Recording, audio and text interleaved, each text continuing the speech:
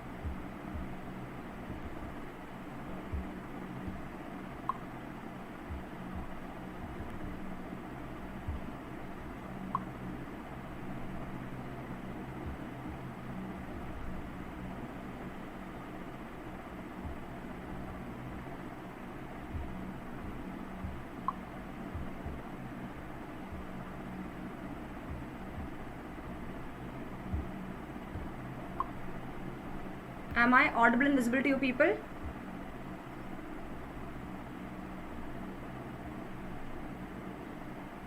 Yeah. So yes, hi Ramya, yes Chantan, hi Nafia, good evening guys.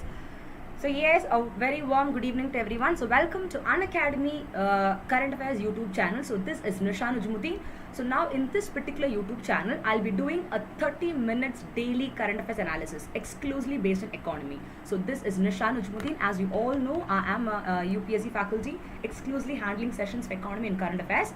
And I do take a lot of sessions in Unacademy as well. I do take Unacademy free classes, that is free special classes every Saturday, Sunday, and the timing is 6 p.m. to 7 p.m. on the topic top 1000 MCQ series to ACE Prelims 2020. So that will be a very productive session for your upcoming UPSC Prelims examination. So already we have been doing it. So this is a schedule of my upcoming classes. You can just go through. Similarly, in Unacademy Plus platform, which is a paid platform, I'm doing some structured courses, and one of the courses that I'm currently doing is top 1500 MCQ series, okay? And that also timing is 6 p.m. to 8 p.m. It is a 2-hour course, okay?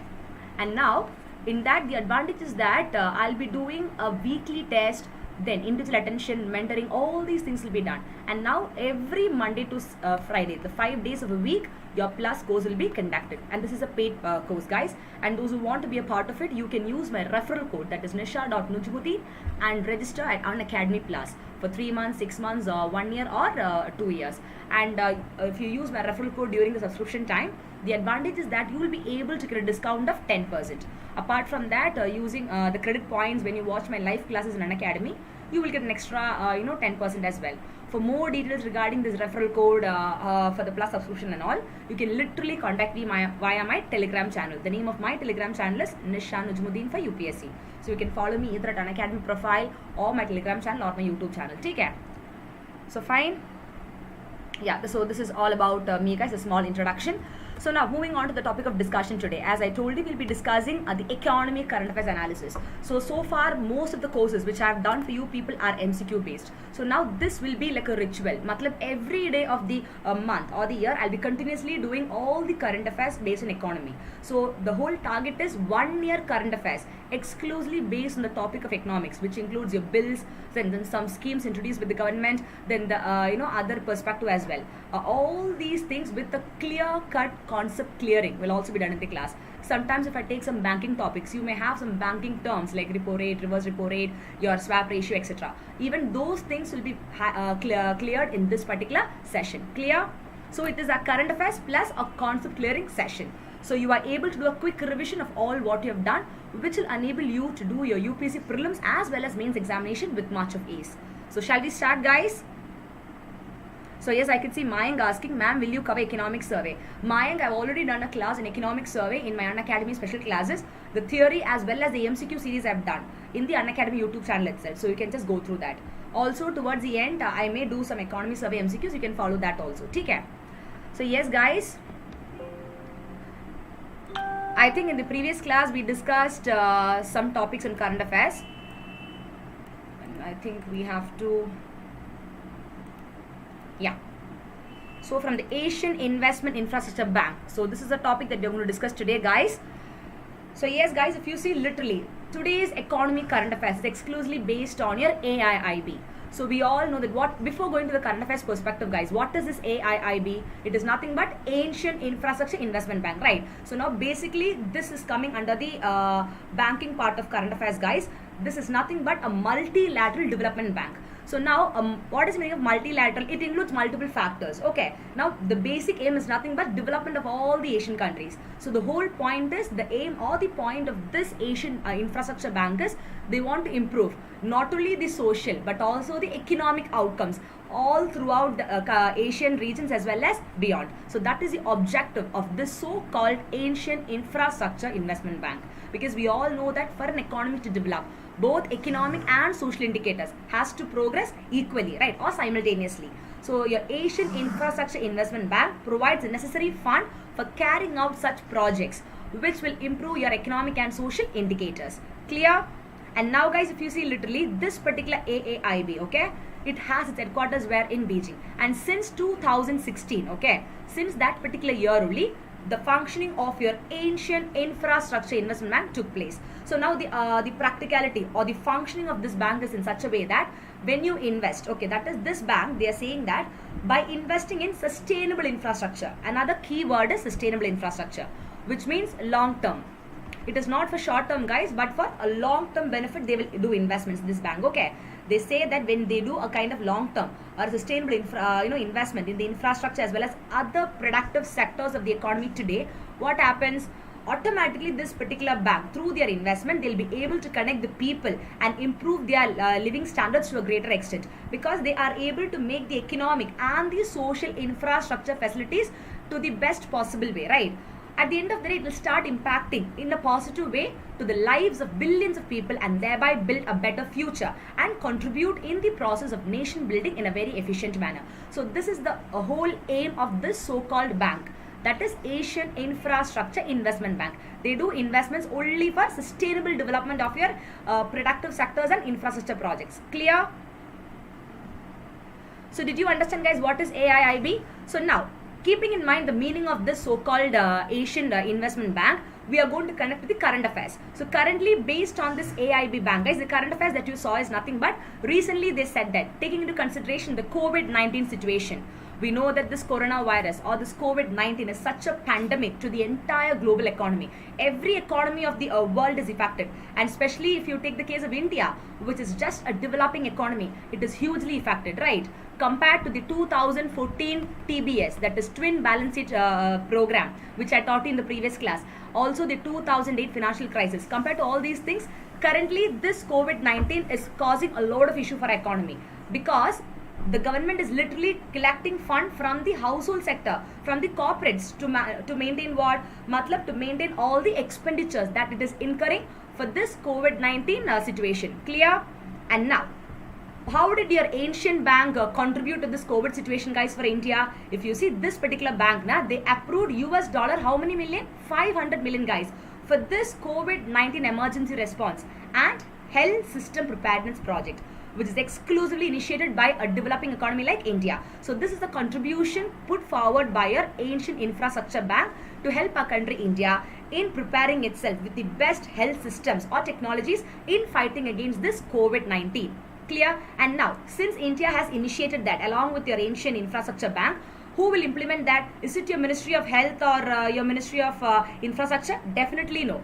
It will definitely be implemented by your NHM, that is National Health Mission, and your National Center for Disease Control, along with your ICMR, that is Indian Council of Medical Research. So now, guys, this is very important for your UPSC Prelims 2020 from the economy current affairs. Sometimes they can ask you a question as to Asian Infrastructure Investment Bank. Okay, that particular project with reference to the COVID-19 is implemented by the Ministry of Health for our country India. They can give you like that, which is absolutely wrong. Actually, ministry gives the approval, but that project will be implemented and executed by which agencies? 3 agencies. One is your NHM, that is National Health Mission, followed by Disease Control, and also Indian Council of Medical Research. Very clear? Perfect. And now let's do an analysis, guys, of this initiative taken by our country India in association with your Asian Infrastructure Investment Bank.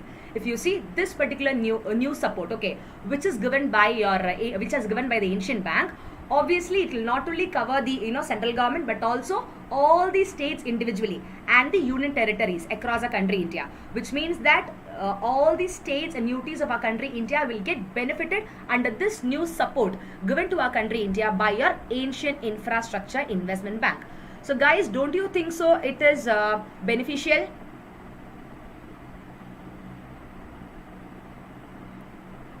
Yes, Ramya, Alin, Mayank, Chandan, Khalil. Yes, guys, don't you think it's highly beneficial? Because in such kind of situation, we need to take the external help from World Bank, IMF and such kind of organizations. And now Asian Infrastructure Investment Bank is coming forward to help us with this in this situation. Okay?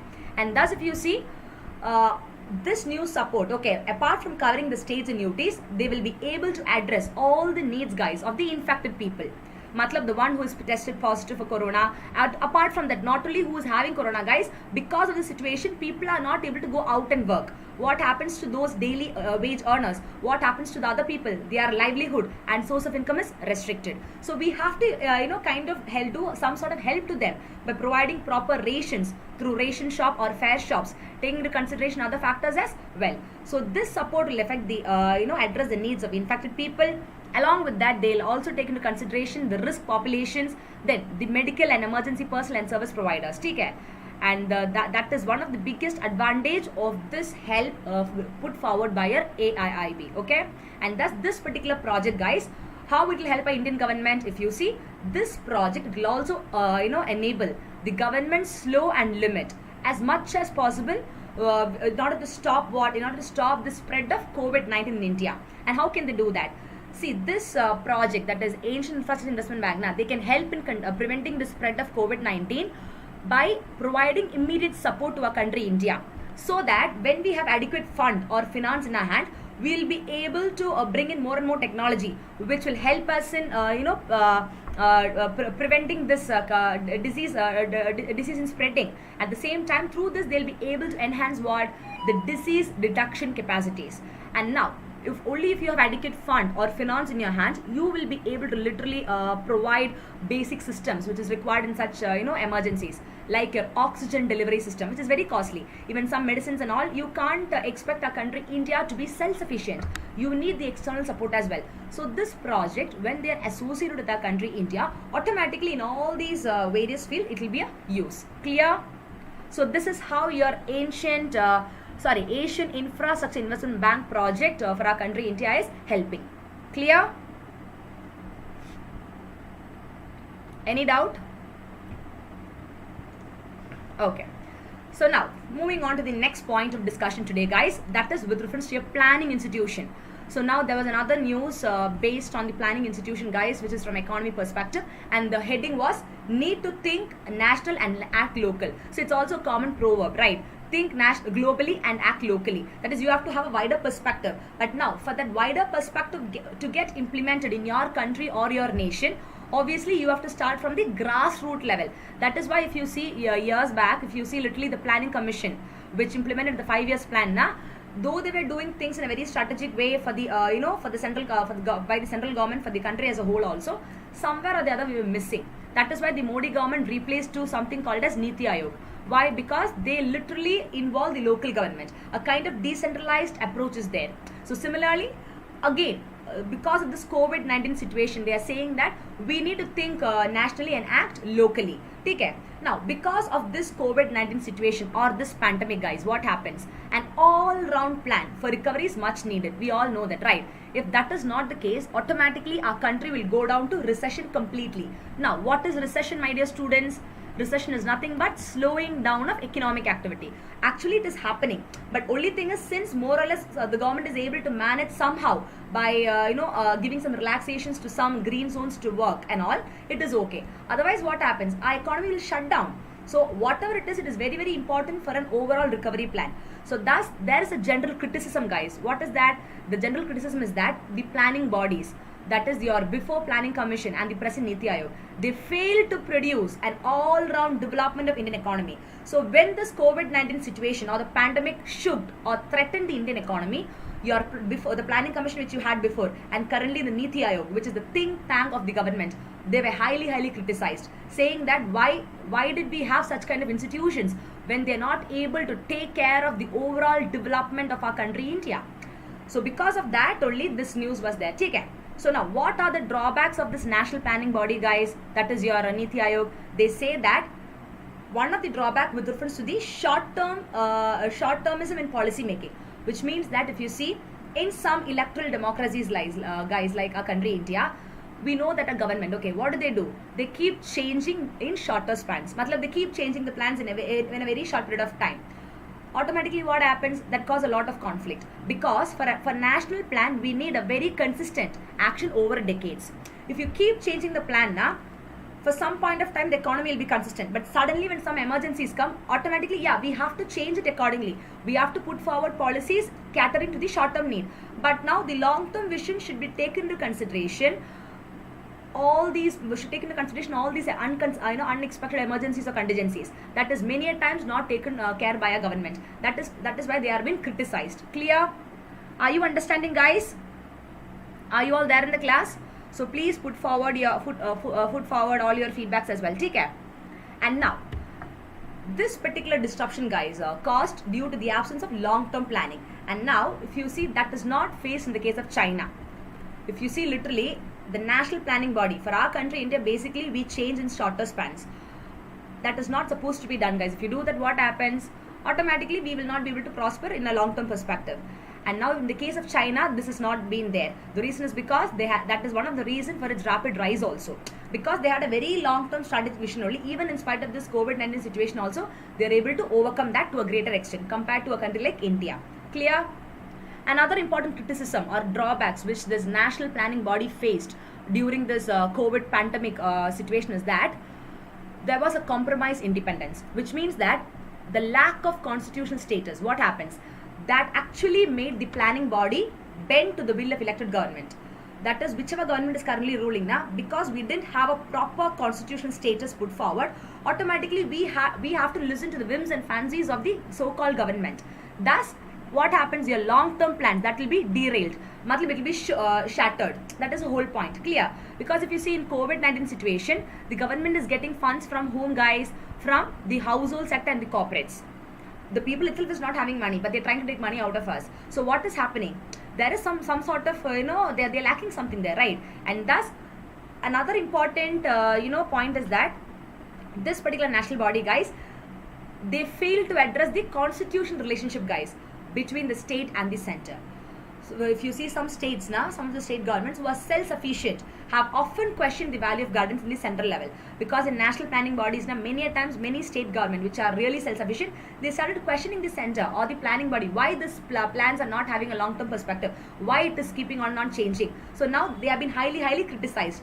At the end of the day, the central government is criticized. If you see in COVID-19 situation also, the entire country India, we are not able to fight in the same ratio. If you see the state of Kerala, which is my state, initially this state was literally affected, guys. Take care. But now, today if you see, it's a very big kudos or a hats off I can tell you to this government of Kerala. They have done so well that the number of cases are very less. The red zones are very less. What about metro cities like Chennai, Maharashtra and all? It is too much, guys.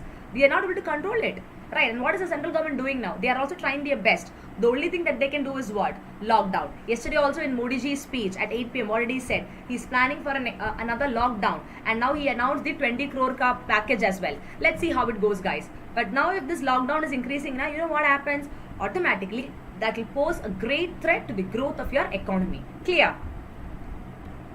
And now, another important criticism of this planning institution, which is put forward by your, state governments, self-sufficient state governments and other factors, is that when there is a failure, guys, to synergize, means what? Bring together with the finance commission, which determines the fund allocation of center resource among the state, again, issue happens. Because not every state government is given the funds equally. There is unequal distribution as well, guys, which is existing. So that is also another criticism given to the planning commission. Because the national planning commission is not properly allocating the fund only, some states are developing better, some states are not developing better. That criticism is also happening. Clear? And now another important criticism which is put forward by the thinkers on this national planning body is that There is lack of holistic plans and policies. Means complete. Holistic means complete plans and policies. That is true, guys. Many a times now, somewhere or the other, they bring some policies, but then again they change it, right? So that is making it a very absurd. So thus that is another criticism for the national planning body. If you see, they are saying that the planning bodies, okay, they must help or assist in what? In achieving not just faster GDP, but what, guys? See, GDP or gross domestic product, what is that? It takes into consideration the value of all goods and services produced within the domestic territory of a country during a period of 1 year, irrespective of the nationality. That is GDP, right? So now it is not just the GDP number, guys, that shows the development of a country. It is something else also, because GDP is one of the economic indicators of growth, not the social indicator. So though our country India is having one of the highest GDPs of the world also, are we developed? Definitely no, because we are lacking so much in the social indicators like health, education, poverty and all. That is why. So it is said that because the planning bodies are not planning in a holistic or a complete way only, we are facing such kind of issues. They are saying that it is not just achieving faster GDP growth, but also focusing on what, guys? Focusing on so many factors. Point number 1, socially inclusive growth. Then, and more environmentally sustainable growth. In all my lectures, be it an Unacademy, a plus class or special class, I keep telling you that not only economic and social indicators important for the growth and development of an economy. What else is important, guys? Your environment as well.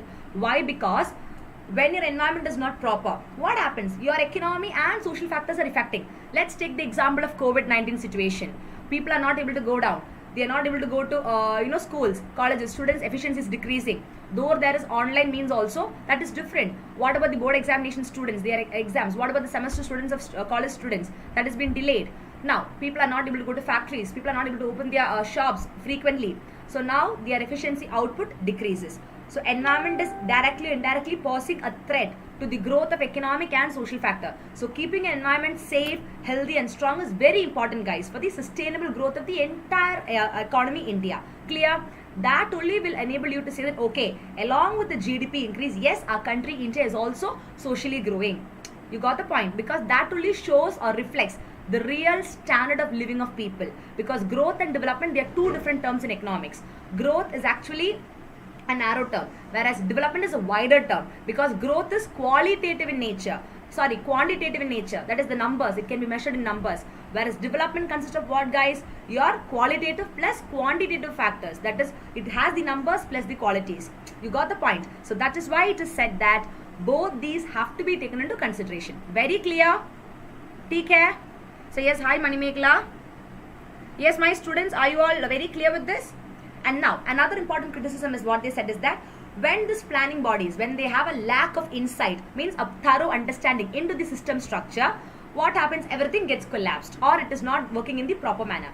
Thus, in the era or the period of globalization, where many MNCs, that is multinational corporations, come to your country and set up industries and factories, the production factors keep moving out of India. Look at the keywords, guys, out of India to lower cost sources.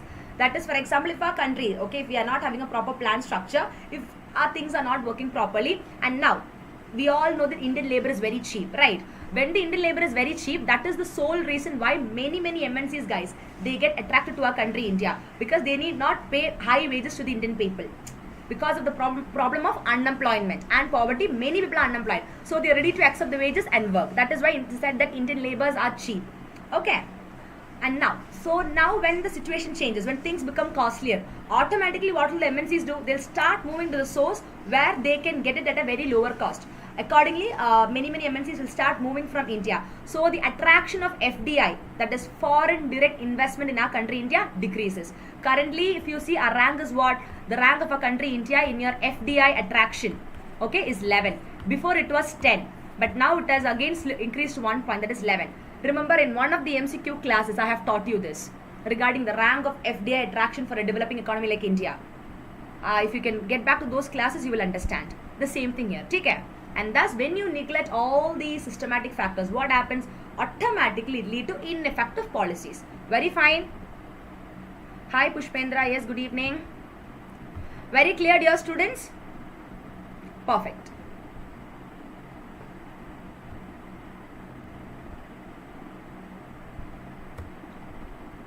Now, quickly we are going to have an analysis regarding your ancient infrastructure development, investment bank, and also this planning commission ka stuff. Okay, we're going to have an analysis.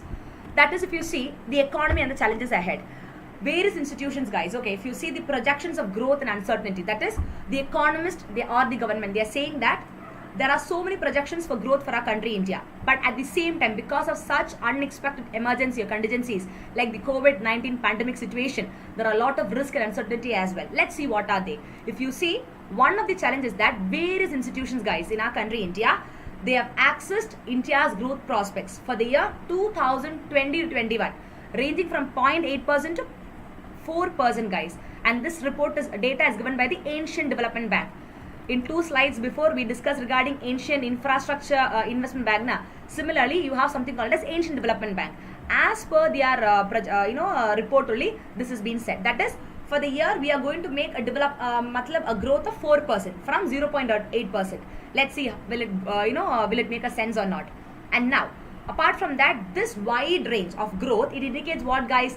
It indicates nothing but the extent of uncertainty, means the risk, guys, and also the tentative nature of these forecasts, which means it is not permanent. It is just a forecast or a prediction, but we can't say whether it will come into place. You understand? But let's hope for the best. Now, another important projections of growth for the Indian economy for the year 2020 to 21 is given by IMF, like your Asian Development Bank. Now, IMF has also said, what did they say? The International Monetary Fund, okay, who literally gives fund for our country India for its various development activities. They projected our country India's growth at how many percentage? 1.9%, which is literally higher compared to another country like China, guys, which is 1.2%. And the global growth is how many percentage? Minus 3%. So, but now taking into consideration the COVID-19 situation, do you think that this can be the case? It may not be, because there are a lot of fluctuations and uncertainties happened. But this is a prediction. Clear? Thus, though this is a prediction given by Asian Development Bank and your IMF also, talking about the actual growth outcome for our country India, on what factors they depend. So many factors it depends, guys. The actual growth outcome or output for our country India would depend upon so many factors. Point number 1 is the speed at which the economy is opened up. That is, after this crisis, how well we are able to recover. Just like the Kerala government, guys, it's a state government, but you saw how fastly they recovered. Similarly, how fastly the entire Indian economy is recovering, because India consists of all these states, right, and UTs. That is one factor. Second factor is the time it takes to contain the spread of virus. Matlab, decrease the contamination of this virus. More and more lockdown 1, 2, 3, 4, 5. If it keeps going like this, kya hai, guys? Chup chap, you have to sit at ghar only, at home only, can't go out, right? So now that time it takes to contain or reduce the spread of virus should be less. If it is more, means obviously the entire economy will come down, because investments, other activities, nothing will take place, right? And also the government's policy support, that is very, very important. Adequate and appropriate policy should be brought in to help the people exclusively who are belonging to the weaker section of society, because they are the ones who are going to get affected the most. And also the middle income people, now, if the situation continues or persists like this, they will come to lower middle income class, because no income, nothing, what people can do, yaar? Simply you can sit at home, right? That is a point. Clear? Now, I hope this is very clear. Again, for your prelims perspective, they can give you questions, okay, based on ADB and IMF projection. But for these projections to work, guys, it has to depend on certain factors, and these are the factors, and this you can use for your mains examination, these points. Clear? And now, what is the health of our Indian economy before the crisis, guys? Before the crisis, if you see the health of our Indian economy, now, literally this COVID-19 situation, before that, India slid into the novel coronavirus crisis on the back of a persistent economic downslide. Literally, we were doing little better, guys, okay? We were, our capacity in the industrial sector and all, now it was okay. But now when this crisis took place, everything fell. Your saving, investment, everything fell where in all these sectors. Exclusively, a lot of unutilized capacity took place in the secondary sector of the economy, that is industrial sector. And now if you see in the year 2019 and 2020, there was a contraction, means what? Decrease in the center's gross tax revenue, guys, your GTR, in the first 11 months during April to Feb 2020. This is also another important situation of our economy. And thus these trends now, before the real spread of coronavirus or the lockdown, this was a condition. And now when this lockdown is taking place, when this pandemic is too much, this trend continues to beset the Indian economy in the crisis. Again, it is a burden for our economy. Clear? And now, what is the growth perspective? The growth perspectives for our country for the year 2020-21 from the output side is, again, if you see, guys, the year 2019-20, it would serve as a base year. I hope everybody would have read the news that till the previous year it was 2011-12 was the base year. Before that it was 2004-5. Then the government changed to 2011-12 as a base year. In national income class, I've taught you what is current price and constant prices. Constant price only comes under base year. Remember, currently the base year is 2019-20. That is what the national economists or experts were discussing. So they say that this particular year, which would serve as a base year. Okay. Now in such a kind of situation, our country India, we will show a GVA growth of about how many percentage? Just 4.4%. And what is GVA? GVA and GDP is different. That is, GDP is for the entire country India. The value of goods and services produced within the domestic territory during a period of 1 year. But now GVA is nothing but the value of goods and services produced in our country, produced within the country, but not taking into consideration the entire perspective. It focuses only on one particular sector or area. That is, GVA is the value of final goods and services with respect to one particular area or sector. Let's say only industrial sector or only service sector or only agricultural sector. You got it? It is very specific. So in that case, the GVA growth of each sector, they are saying that it will be just 4.4%. Now this is even below what your Central Statistical Office advanced estimate of 9%. Initially they said it will be 9%, guys, as per CSO data. But because of this situation, automatically will come down to 4.4%. Again, it is a disadvantage for a developing economy like India to become developed very soon. Did you understand? And thus, again, the IMF, what did they say? They said that the IMF GDP growth estimate for our country India was 2%. Thus, this GVA, guys, that is divided into 8 broad sectors. Although all these sectors, guys, have been disrupted or disturbed, some may be affected less than the others. In a holistic way, I can tell you, because of the situation, the entire sector has been affected, guys, no doubt in that. But some sectors are highly affected, some are less affected. That is only difference. So this situation, it all depends upon the time of recovery that our economy is going to take forward, along with the proper government's policy support. Clear? Only then we'll be able to take our country India forward according to how we predicted. Now, the next question is, people may have in the mind, ma'am, okay, now from the output side, the year 2020 and 21, these are the growth prospects, okay. But now, because of this COVID-19 situation, things are changing. So, what is estimate? Matlab, from the analysis of the economists, they said that some estimates or calculations that is made for the year 2020-21 with respect to GVA, gross value added. What is that? For each sector. Why GVA is because it focuses on each sector or area of production. Okay? Point number 1 is they considering these 4 groups together. A GVA growth of 2.9%, guys. That is calculated for the year 21. And now for that they say that realizing that this particular growth, guys, that is this GVA growth, it requires what? A very strong government policy support. Only then we'll be able to achieve the growth. If you see exclusively the manufacturing sector, okay, it has a weight of 17.4%. If you want that to grow accordingly, the government policy support should be there by giving some relaxations for the startup or some industries with reference to taxation. Because after this crisis, not every industry can earn the same profit. So again, it depends upon the strong government policy support. And thus, at the end of the day, it also tells that it is also based on what? Some assumptions or conditions that the Indian economy may move on the positive side of growth after the first quarter. But though that is the case also, the estimate they are saying that in the first quarter, the gross value added for our country India will be negative because of such uncertain conditions. Did you understand? So yes, I could see Priya saying, ma'am, can we take 2020 as the base year? See, Priya, as per the current statistics or the current analysis, it is said that 2019-20 is considered as the new base year. Okay? Before it was 11-12, but then discussions were going on. So it is considered as a base year. Clear? Any other doubts, guys?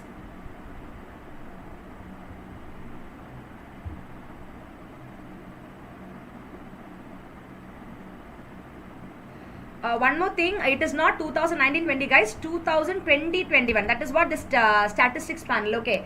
They have literally recommended 2020 as the GDP base year. but we have to wait and see whether they are really approving it.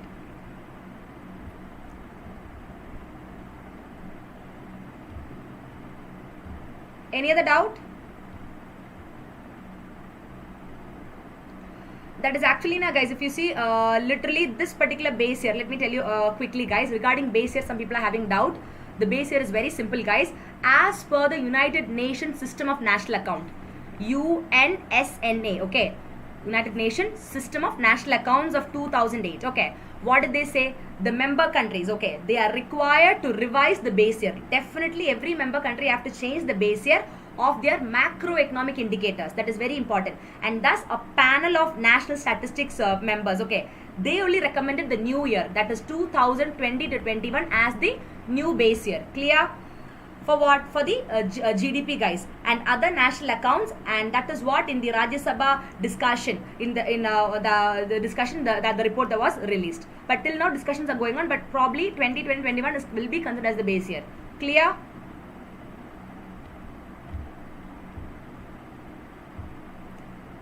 Perfect. Any doubt, guys? So yes, that's all, guys, for today. So I think we quickly revised some important topics of economy, current affairs. And tomorrow, guys, see you all again at 5 to 5:30 p.m. a 30-minute session for your on Unacademy YouTube channel, wherein I'll be discussing another set of current affairs based on economy. And also, guys, at 6 to 8 p.m. I'll be live on Unacademy Plus platform on top 1500 MCQ series, guys. You can follow me there, and those who have not got the subscription, below the description box of this channel, my referral code is given, and also my plus course link is given. You can click that and get the subscription, and you can avail the classes. Clear? So how was today's session, guys? Did you all enjoy it? Perfect. So we did a quick revision of some topics. I hope it really helped you people. So did you all enjoy, my dear students? Any doubts? So yes, Manimekla, Ramya, Priya, Rashmi. Hi, Jyoti. Yeah, chalo. Okay, guys, bye bye. Thank you so much. See you all tomorrow at the same timing, that is 5 to 5:30 p.m. with another set of economy based current affairs. Okay? And also you please don't forget to give a valuable feedback